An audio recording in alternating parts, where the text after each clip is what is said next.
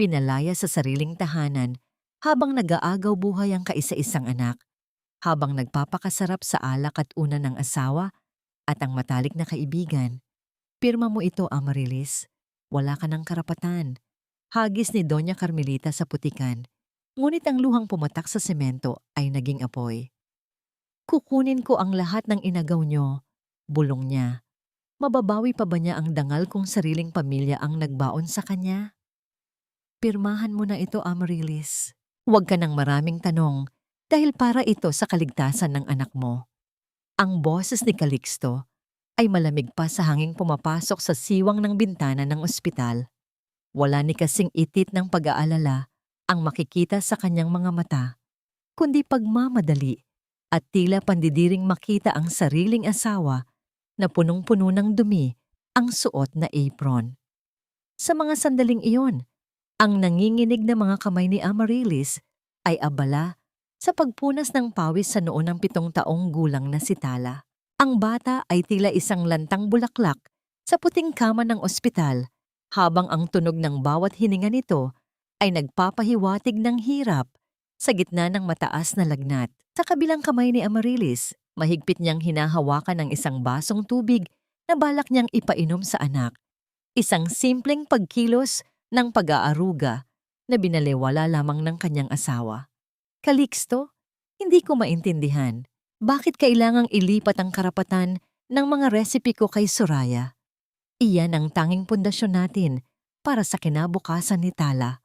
Bulong ni Amarilis na may halong pakiusap. Isang matunog na singhal ang naging tugon ni Calixto bago ito lumapit at sa pilitang inagaw ang basong tubig sa kanyang kamay. Nabitawan ni Amarilis ang baso at ang tubig ay dumanak sa malamig na semento. Tila ang mga pangarap niyang unti-unting nayuyurakan. Dahil wala kang alam sa negosyo, Amarilis. Ang alam mo lang ay manatili sa kusina at magmukhang katulong. Si Soraya ang may utak para isalba ang hasyenda mula sa pagkalugi habang abala ka sa pag-iyak dito. Bulyaw ni Calixto. Sa likuran niya bumukas ang pinto at iniluwan nito ang isang babaeng nakasuot ng mamahaling sutla at amoy na amoy ang bango ng tagumpay. Si Soraya, ang matalik na kaibigan na itinuring ni Amarilis na kapatid. Sa tabi ni Soraya ay ang kanyang biyenan na si Doña Carmelita na may suot na perlas at may matalim na titig na tila ba ang presensya ni Amarilis sa loob ng kwartong iyon ay isang malaking insulto sa kanilang katayuan. Huwag ka nang magmalinis, Amarilis. Alam namin ang tungkol sa inyo ng supplier ng gulay na si Mateo. Akala mo ba ay hindi namin pansin ang malalagkit ninyong tinginan sa likod ng kusina? Ang boses ni Doña Carmelita ay tila latigong humahampas sa dangal ni Amarilis. Nanay, wala pong katotohanan yan. Si Mateo ay kaibigan lang at tanging ang hasyenda lang ang iniisip ko. Sinungaling! Sabay-sabay na binitawan ni Soraya ang mga salitang iyon habang inilalatag ang isang sobrang puno ng mga pekeng retrato sa ibabaw ng kumot ni Tala. Habang ang asawa mo ay nagpapakapagod para sa negosyo, ikaw pala ay may ibang pinagluluto ng paborito mong ulam. Pirmahan mo ang dokumentong iyan o titiyakin namin na kailanman ay hindi mo na makikita ang anak mo dahil ipapadeport kita pabalik sa probinsya bilang isang masamang ina. Ang puso ni Amarilis ay tila pinipiga ng isang dambuhalang kamay. Ang bawat salita nila ay tila mga karayom na ibinabaon sa kanyang kaluluwa. Tiningnan niya si Calixto. Umaasang may kaunting habag, pang natitira sa lalaking pinaglingkuran niya ng 10 taon. Ngunit ang nakita niya lang ay ang pag-iwas ng tingin nito at ang palihim na paghawak sa baywang ni Soraya. Doon lamang nagising ang isang bahagi ng kanyang pagkatao na matagal nang natutulog. Ang bawat pagtulo ng kanyang luha sa dokumentong yon ay hindi natanda ng kahinaan, kundi ang simula ng isang tahimik na panunumpa. Pinirmahan niya ang papel sa gitna ng pangungutya at tawa ng kanyang mga kaaway, habang sa labas ay nagsisimula nang bumuhos ang malakas na ulan. Matapos makuha ang gusto, walang pasabing itinulak ni Calixto si Amarilis palayo sa kama ng anak. Umalis ka na. Mula ngayon, si Soraya na ang tatayong ina ni Tala at wala ka ng puwang sa hasyenda. Tumayo si Amarilis sa gitna ng pasilyo ng ospital, mag-isa, walang pera, at tanging ang suot na lumang damit ang dala. Ang kanyang mga paa ay tila ayaw ng humakbang, ngunit ang bawat tibok ng kanyang puso ay bumubulong ng iisang pangalan, Tala. Hanggang saan ang kayang tiisin ng isang ina kapag ang mismong mga taong pinagkatiwalaan niya ang bumitay sa kanyang karangalan sa gitna ng dilim? Sa gitna ng rumagasang ulan sa labas ng ospital, nakatayo si Amarilis na tila isang anino sa ilalim ng poste ng ilaw. Basang-basa ang kanyang manipis na blusa at ang lamig ng gabi ay dumatay sa kanyang balat. Ngunit mas matindi ang ginaw na nararamdaman niya sa loob ng kanyang dibdib. Wala siyang kahit isang sentimo sa kanyang bulsa at ang tanging bitbit niya ay ang bigat ng pangakong babalik siya para sa kanyang anak na si Tala. Dinala siya ng kanyang mga paa sa isang pamilyar na eskinita sa gilid ng mataong kalsada ng Manila, kung saan matatagpuan ang isang maliit at madilim na tindahan. Doon nakatira si Aling Rosa, ang matandang tindera na kilala sa kanyang matalas na dila, ngunit may malambot na puso. Aling Rosa, pakiusap po, kailangan ko ng tulong ninyo. Nangihinang boses ni Amarilis habang kumakatok sa kahoy na pinto. Ang bawat pagtama ng kanyang kamao sa pinto ay tila pagsusumamo ng isang kaluluwang malapit ng sumuko. Bumukas ang pinto at iniluluwa nito ang isang matandang babaeng nakasuot ng duster, may hawak na pamaypay at may nakasimangot na mukha. Nang makita ang hitsura ni Amarilis, mabilis na nagbago ang ekspresyon ni Aling Rosa mula sa inis patungo sa gulat bago ito muling bumalik sa pagiging masungit. Sus Mario Sep, Amarilis, anong nangyari sa'yo? Mukha kang basang sisiw na itinapon sa kanal. Pumasok ka nga rito. Baka mamatay ka sa pulmonya at ako pa ang mabaon sa utang sa kabaong mo. Bulyaw ni Aling Rosa habang hinahatak ang braso ni Amarilis papasok. Sa loob ng maliit at masikip na tindahan na amoy kape at tuyo, dahan-dahang isinalaysay ni Amarilis ang nangyaring pagtataksil sa kanya. Ang bawat salita niya ay may kasamang hikbi na pilit niyang pinipigilan. Habang nakikinig, ang kamay ni Aling Rosa na kanina ay abala sa pag-ayos ng mga tinitindang delata ay biglang huminto. Tarantado pala ang Calixto na yan. Pagkatapos mong ibigay ang lahat, itatapon ka lang na parang sirang kagamitan? Galit na wika ni Aling Rosa. Tumayo ang matanda, pumasok sa loob ng kanyang silid at lumabas na may hawak na isang lumang lata ng biskwit.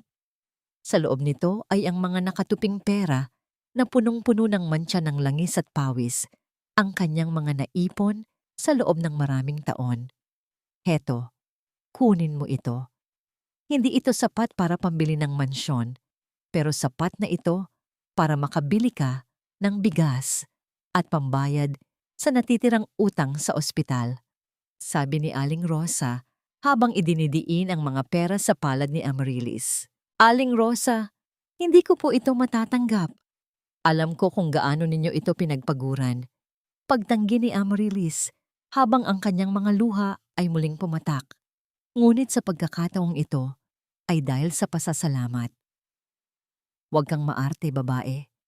Utang na loob ang tawag dyan, pero hindi sa akin kundi sa sarili mo. Gamitin mo ang galing mo sa kusina. Ipakita mo sa kanila na kahit kinuha nila ang mga recipe mo, hindi nila kailanman makukuha ang mahika ng mga kamay mo.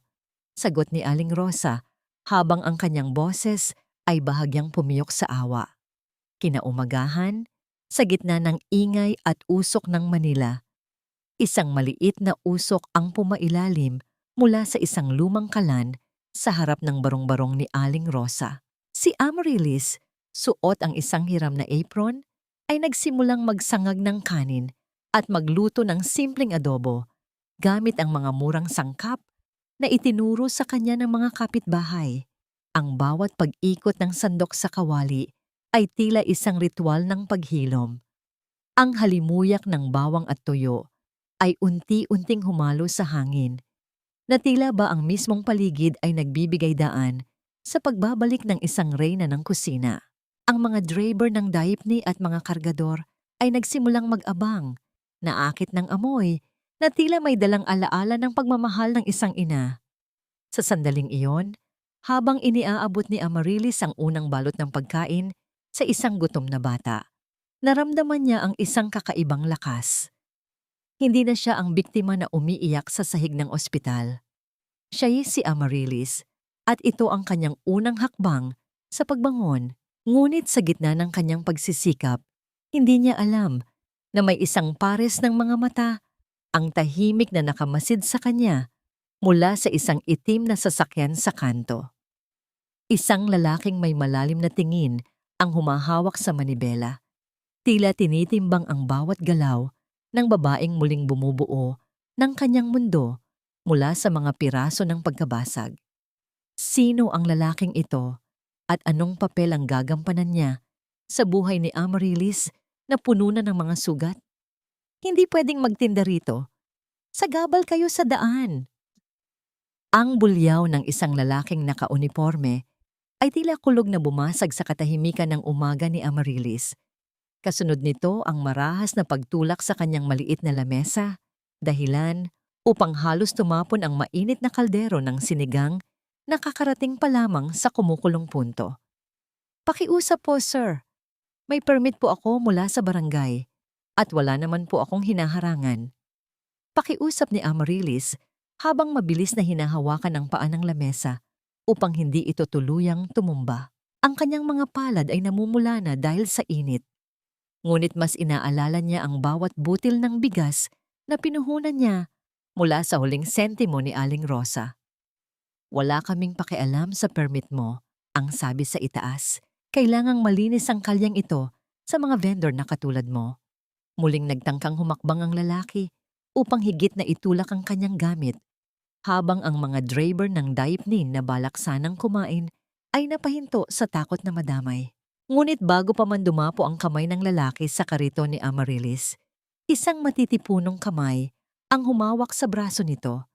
Isang lalaking nakasuot ng simpleng maong at polo shirt na may mga matang tila may dalang bigat ng karanasan ang humarang sa pagitan nila.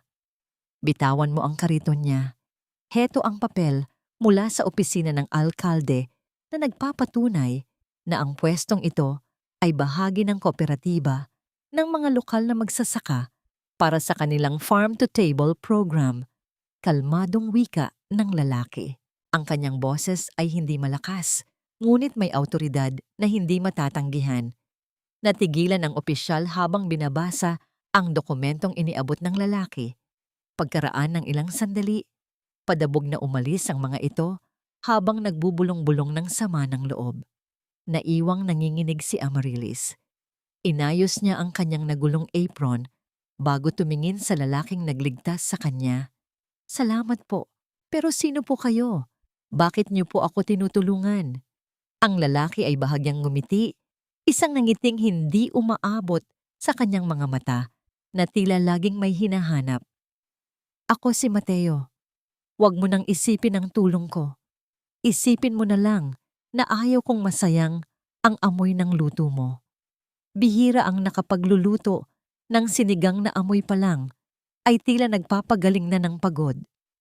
Napayuko si Amarilis, hindi sanay sa papuri, matapos ang mga linggo ng pangungutya. "Wala po akong pambayad sa inyo, Mateo. Ang kinikita ko rito ay pambayad pa lang sa ospital ng anak ko. Hindi ko kailangan ng pera mo, Amarilis," sagot ni Mateo, habang inilalapag sa gilid ng kariton ang isang basket ng mga sariwang gulay, mga talong, sitaw, at kangkong, na tila kinitil pa lamang sa bukid. "Kailangan ko ng isang taong marunong magpahalaga sa mga ani ng lupa. Gamitin mo ang mga ito. Bayaran mo na lang ako kapag nakatayo na ang sarili mong pader."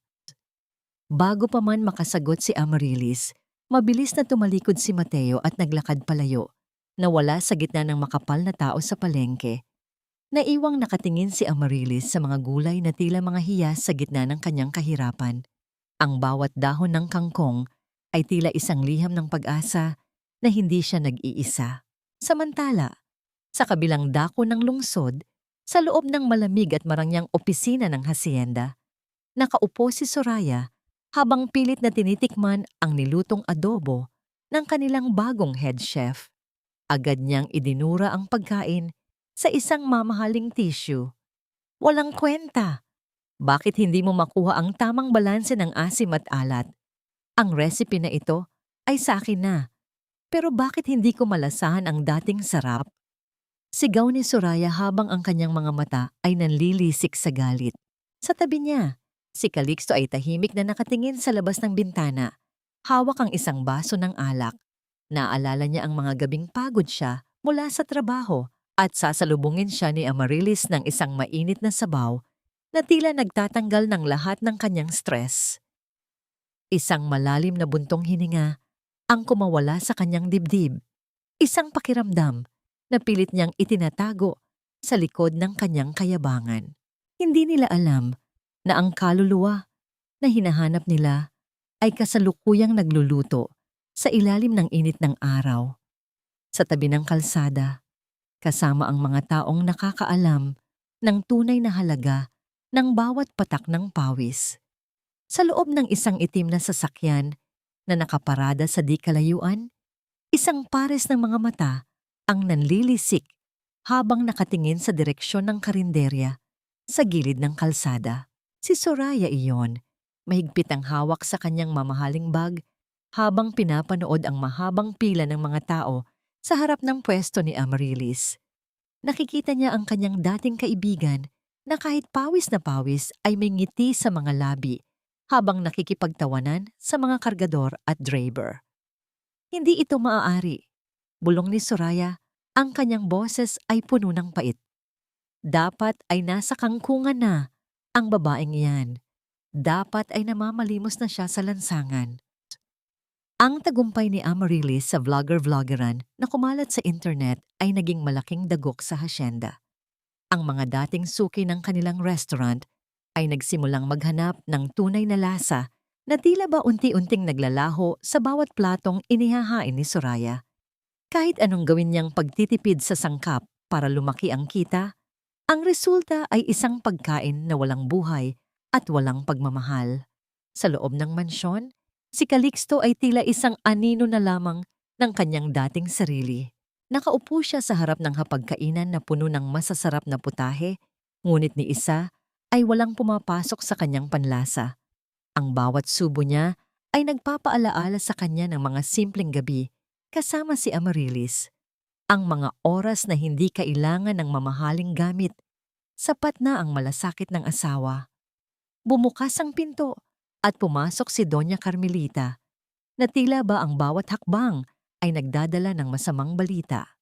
Calixto, nakita mo ba ang balita? Ang babaeng iyon, ang dati mong asawa, ay gumagawa ng pangalan sa lansangan. Pinagtatawanan tayo ng ating mga kakilala. Isang kahihiyan na ang dating asawa ng isang Calixto ay nagbebenta ng tira-tirang pagkain sa tabing daan. Nay, hayaan na natin siya. Mahinang sagot ni Calixto. Bagaman sa loob niya ay may halong pagsisisi. Wala na siyang kinalaman sa atin. Anong wala? Ang mga recipe niya ang nagdala sa atin sa itaas. At kung sisikat siya, iisipin ng mga tao na ninakaw natin ang mga yon sa kanya. Singhal ng matanda bago bumaling kay Soraya na kapapasok lang. Gawin mo ang dapat mong gawin, Soraya. Huwag mong hayaang ang isang damong ligaw ay makasira sa ating hardin. Isang mapait na ngiti ang sumilay sa mga labi ni Soraya. Huwag kayong mag-alala, Doña Carmelita. Alam ko kung paano patayin ang apoy bago ito maging malaking sunog. Ang mga taong galing sa putik din ang bagsak. Sa Minantala, sa ilalim ng maliwanag na buwan, abala si Amaryllis sa pagbibilang ng kanyang kinita para sa araw na yon. Hindi ito malaking halaga kung ihahambing sa kinikita ng hasyenda sa isang oras, ngunit para sa kanya, ang bawat barya ay simbolo ng kanyang dangal. Sa tabi niya, si Mateo ay tahimik na tumutulong sa pagliligpit ng mga upuan. Huwag mong masyadong pagurin ang sarili mo, Amaryllis. Mabuhay na sabi ni Mateo habang tinitingnan ang mga kamay ng babae na lalong naging magaspang dahil sa trabaho. Ang pagbangon ay hindi isang karera. Ito ay isang paglalakbay. Tumingin si Amaryllis kay Mateo. Ang kanyang mga mata ay nagniningning sa ilalim ng ilaw ng poste. Salamat, Mateo. Kung hindi dahil sa iyo at kay Aling Rosa, baka wala na ako rito. Pero hindi pa ako tapos. Gusto kong makita ni Tala na ang kanyang ina ay hindi sumuko. Ang hindi alam ni Amaryllis, habang nangangarap siya ng magandang kinabukasan, ang mga anino ng nakaraan ay nagsisimula nang bumuo ng isang madilim na plano. Isang masamang usok ang unti-unting bumabalot sa paligid, dala ng isang lihim na tawag na magbabago sa takbo ng kanyang buhay sa susunod na araw.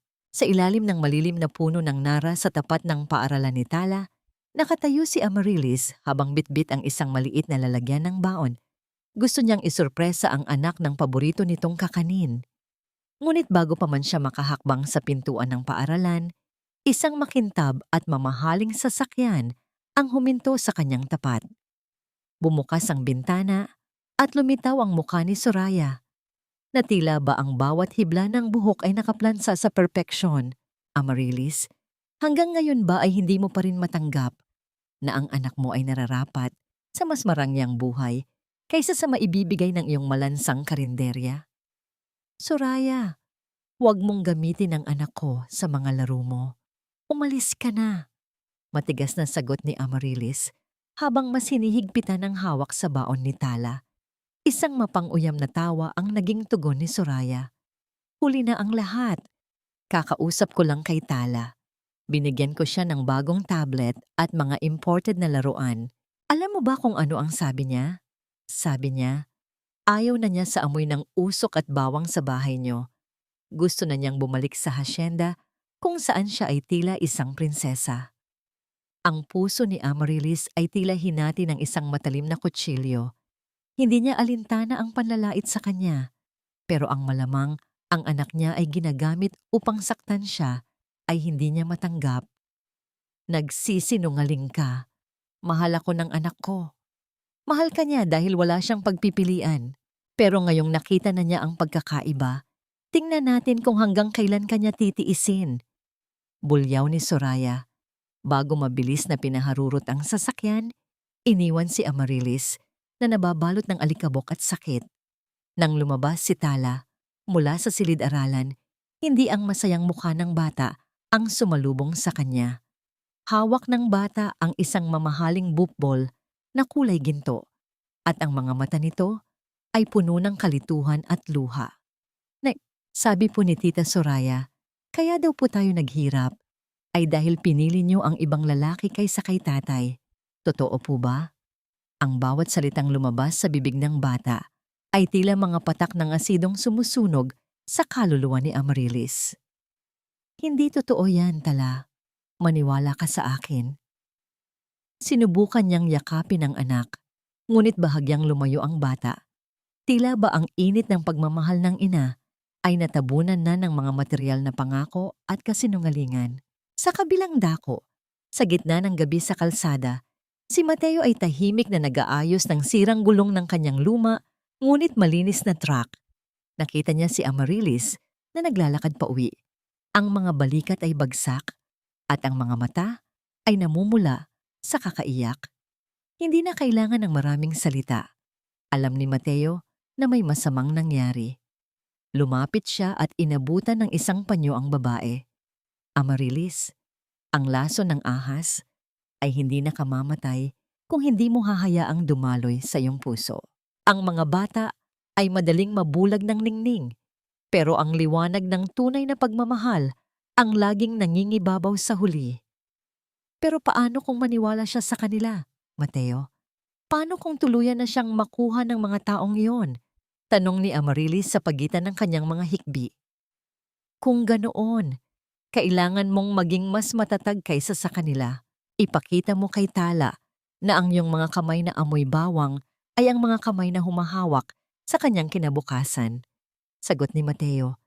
Ang kanyang boses ay tila isang angkla sa gitna ng bagyo. Habang nag-uusap ang dalawa, isang madilim na anino ang nakamasid mula sa sulok ng eskinita. Isang gabi ng pananabutahe, ang kasalukuyang inihahanda. Ang plano ni Soraya ay hindi lang basta saktan ang damdamin ni Amaryllis.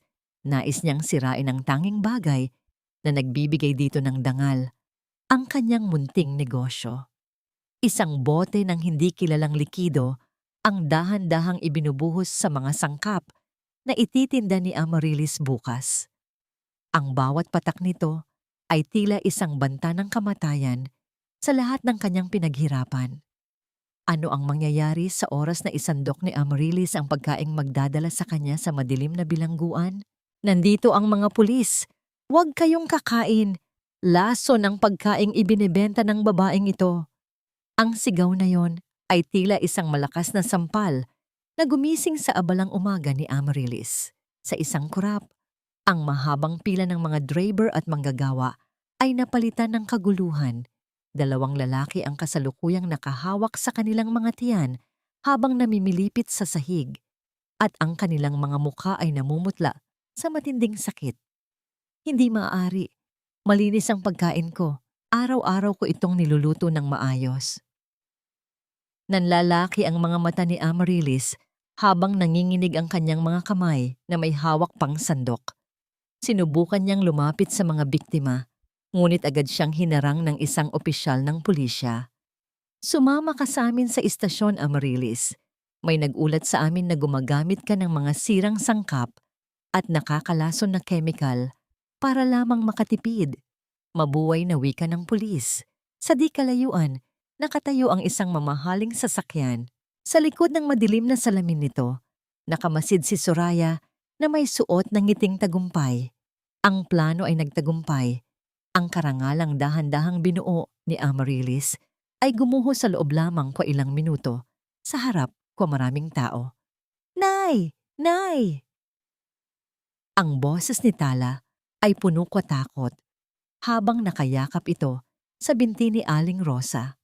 Ang bata ay umiiyak ng malakas habang pinapanood ang kanyang ina na pinaposas ng mga pulis. Tala, Aling Rosa, pakiusap, bantayan niyo ang anak ko.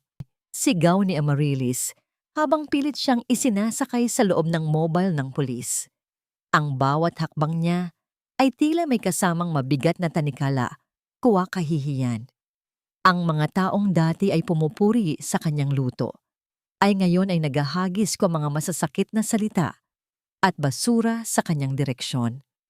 Sa loob ko selda, ang tanging maririnig ay ang patak ng tubig mula sa sirang gripo at ang mahina ngunit masakit na hikbi ni Amaryllis.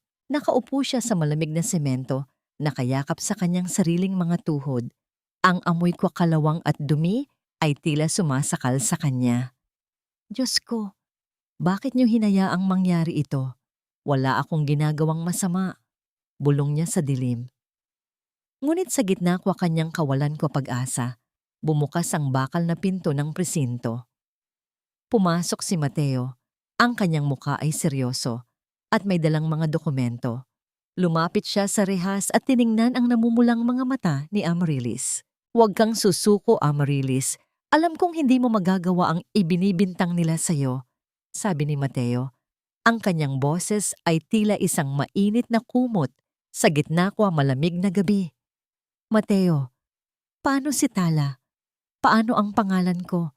Sira na ang lahat. Sagot ni Amaryllis sa pagitan ng kanyang mga luha. Nakakuha ako ko as sample ng sabaw na sinasabi nilang may lason. Hindi iyon galing sa dumi ng pagkain. May naghalo ko malakas na sabon at kemikal sa loob ko yung mga sangkap bago ka pa man magluto.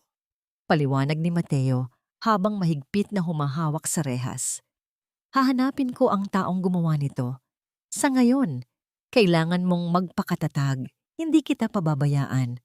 Habang papalabas si Mateo sa presinto, nakita niya ang isang pamilyar na anino na mabilis na lumalakad palayo. Ang assistant ni Soraya iyon na may dalang isang maliit na sobre kuwapera. Isang matalim na tingin ang ipinukol ni Mateo sa direksyon nito, habang ang kanyang puso ay nagsisimula nang bumuo kwa isang plano para sa muling pagbangon ni Amaryllis. Ang laban ay hindi pa tapos. Ang bawat sugat na tinatanggap ni Amaryllis sa loob, kwa bilangguan ay magiging mitsakwa isang apoy na hindi kailanman mapapatay kwa sinuman. Bumukas ang bakal na pinto ng presinto at bumungad kay Amaryllis ang sikat ng araw na tila ba nagbibigay ng bagong pag-asa.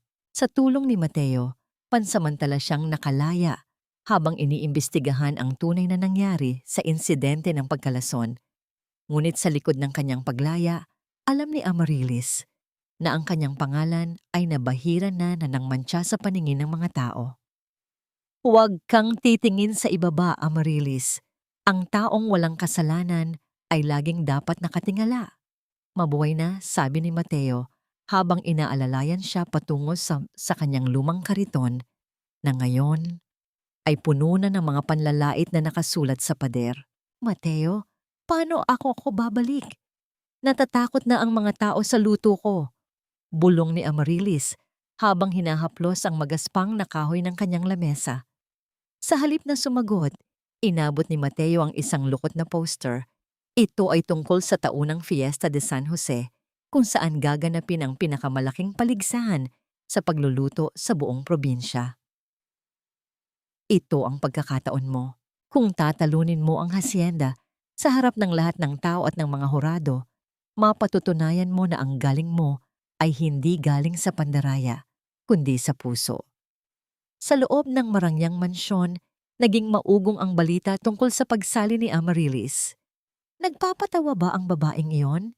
Halakak ni Soraya habang iniinom ang kanyang kape. Isang hamak na vendor sa lansangan, lalaban sa prestihiyosong hasyenda? Calixto, sabihin mo sa kanya na huwag nang ituloy ang kahibangang ito kung ayaw niyang lalong mapahiya. Si Calixto ay hindi makaimik. May kung anong takot ang gumagapang sa kanyang dibdib sa tuwing nakikita niya ang determinasyon sa mga mata ni Amaryllis. Dumating ang gabi bago ang pista. Sa maliit na kusina ni Aling Rosa, walang tigil si Amaryllis sa paghahanda. Ngunit isang malaking dagok ang dumating. Ang mga supplier ng karne ay tumangging magbenta sa kanya dahil sa utos ni Doña Carmelita. Wala tayong karne, Amaryllis. Paano tayo makakalaban sa paligsahan? Nag-aalalang tanong ni Aling Rosa. Ngunit sa gitna ng kadiliman, dumating si Mateo kasama ang isang grupo ng mga magsasaka mula sa malalayong bundok. Bit-bit nila ang pinakasariwang mga ani at karne na hindi kayang bilhin ng pera. Hindi ka nag-iisa, Amaryllis. Ang mga taong pinakain mo nung ikaw ay nagsisimula pa lang, sila ang magiging sandata mo ngayon, wika ni Mateo. Naramdaman ni Amaryllis ang init ng luha sa kanyang mga mata. Ngunit agad niya itong pinunasan. Kinuha niya ang kanyang paboritong kutsilyo at hinarap ang mga sangkap. Ang bawat hiwa niya ay tila isang deklarasyon ng digmaan. Hindi lang ito paligsahan ng lasa. Ito ay laban para sa kanyang dangal at para sa kinabukasan ni Tala. Soraya, Calixto, ihanda ninyo ang inyong mga sarili. Ang lasa ng katotohanan ang papatid sa inyong mga kasinungalingan. Bulong ni Amaryllis habang ang apoy sa kanyang kalan ay nagsisimulang magliyab. Sa kabilang dako, isang lihim na figura ang nakita sa madilim na sulok ng plaza. May hawak na gunting at balak sirain ang mga kagamitan ni Amaryllis bago sumikat ang araw. Magtatagumpay ba ang kasamaan o sisikat na ba ang araw para sa katarungan? Ang buong plaza ng San Jose ay nababalot ng ingay ng mga tambol at makukulay na banderitas. Ngunit para kay Amaryllis, ang tanging naririnig niya ay ang tibok ng kanyang sariling puso. Sa gitna ng entablado, nakatayo ang mga kagamitan ng hasyenda, makikintab, ginto at moderno. Sa kabilang banda, ang pwesto ng sikat ay payak, ngunit malinis at puno ng sariwang ani mula sa mga bundok. Tingnan niyo ang basurang yan, bulong ni Soraya habang nag-aayos ng kanyang mamahaling chef's jacket. Akala ba niya ay makukuha niya ang boto ng mga hurado sa pamamagitan ng awa? Hindi lumingon si Amaryllis. Sa halip, hinawakan niya ang kanyang luma at matalas na kutsilyo. Nang maghudyat ang simula ng paligsahan, ang lahat ay tila bumagal. Habang si Soraya ay abala sa paggamit ng mga blender at modernong makina, si Amaryllis ay nagsimulang magdikdik ng bawang at paminta sa isang batong lianera. Ang tunay na mahika ay nagsimula nang ilagay ni Amaryllis ang mga karne sa kanyang palayok. Ang bawat sangkap ay inilalagay niya ng may kasamang dalangin. Hindi siya gumagamit ng mga pampalasa mula sa pakete. Ang bawat lasa ay nagmumula sa katas ng mga prutas at gulay na ibinigay ng mga magsasaka ni Mateo. Unti-unti, isang mabangong usok ang nagsimulang bumalot sa buong plaza. Ito ay hindi lamang amoy ng pagkain. Ito ay amoy ng kinalakihang kusina, amoy ng yakap ng isang ina, at amoy ng katapatan. Ang mga tao na kanina ay nagbubulungan laban sa kanya ay biglang tumahimik. Ang mga hurado na mga batikang kritiko sa pagkain ay nagsimulang mag-angat ng kanilang mga ulo. Tila hinahanap ang pinagmulan ng nakakatakam na halimuyak. Hindi maaari. Dagdagan mo ang pampalasa. Mas kailangang maging malakas ang amoy ng luto natin. Tarantang utos ni Soraya sa kanyang mga katulong, sa kanyang pagmamadali.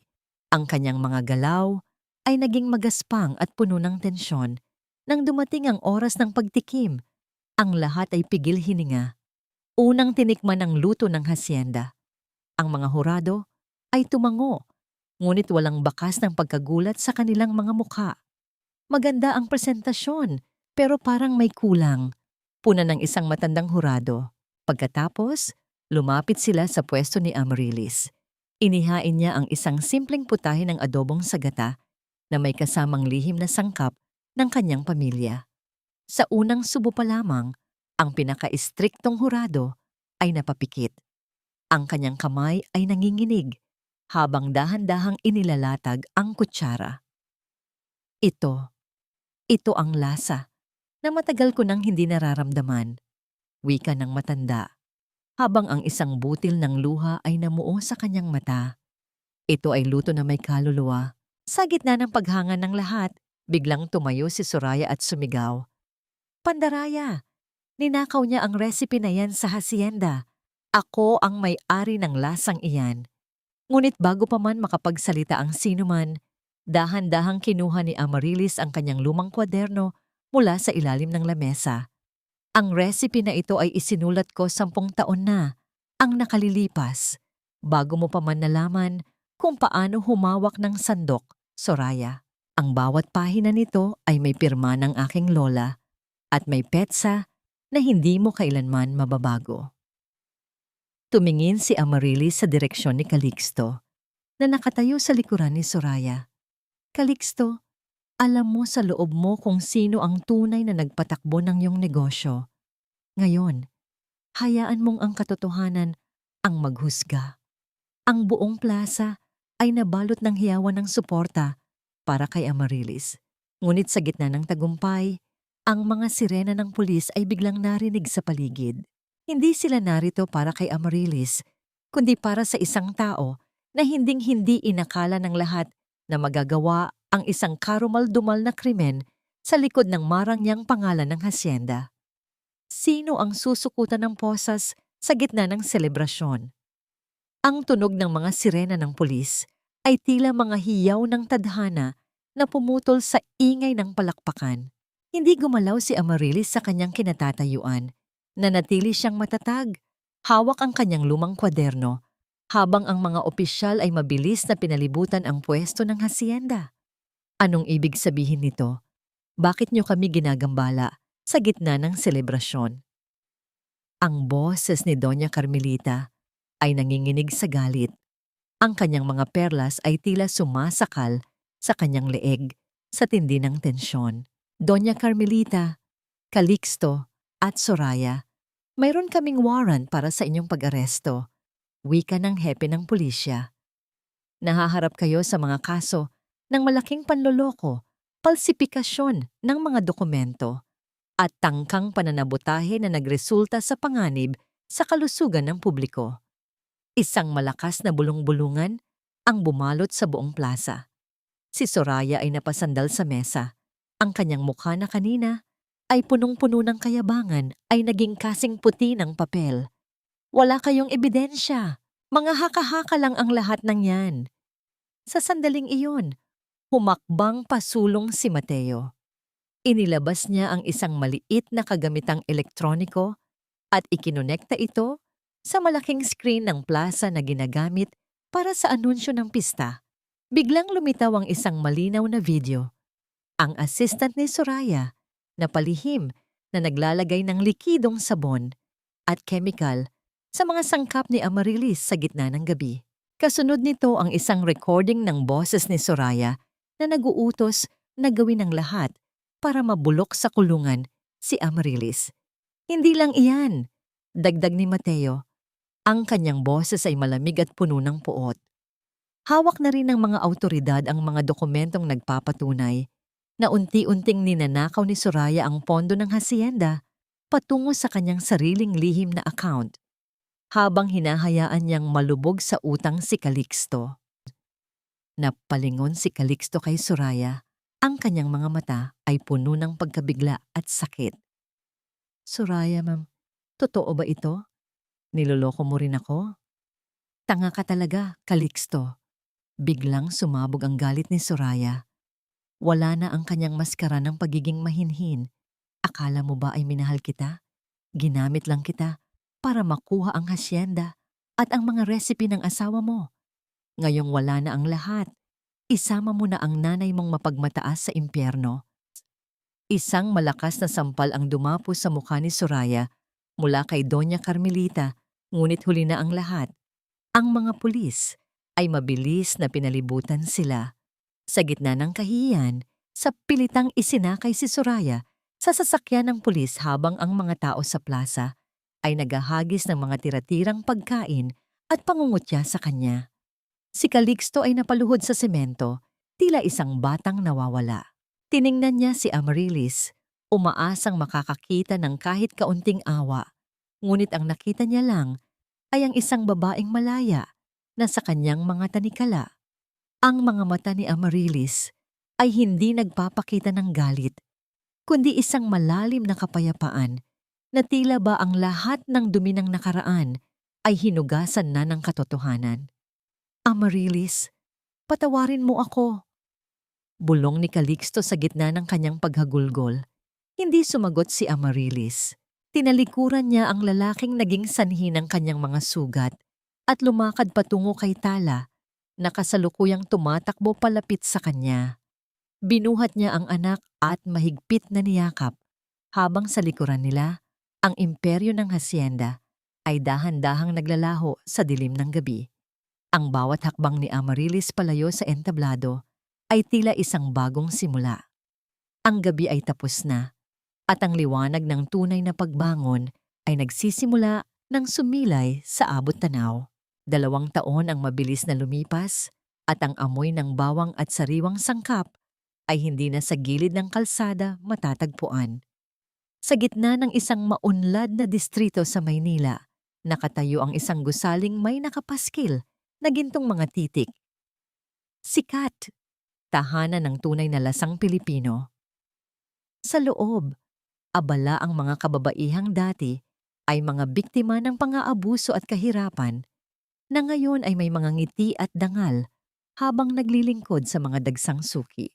Si Amarilis, suot ang isang simpleng puting bestido na nagpapakita ng kanyang pagiging matatag at dalisay, ay nakatayo sa may bintana.